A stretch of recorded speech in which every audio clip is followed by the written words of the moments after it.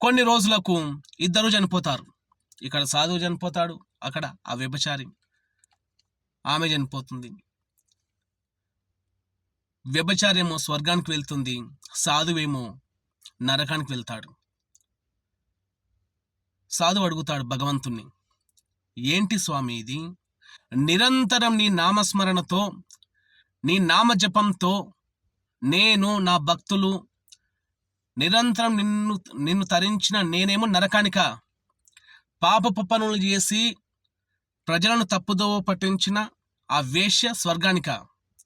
ఇదేనా ధర్మం అని చెప్పి భగవంతుని అడుగుతాడు. అప్పుడు భగవంతుడు అంటాడు,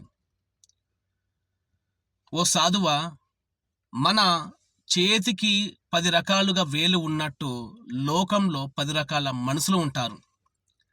అది వాళ్ళ వాళ్ళ కర్మానుసారం వాళ్ళు జన్మ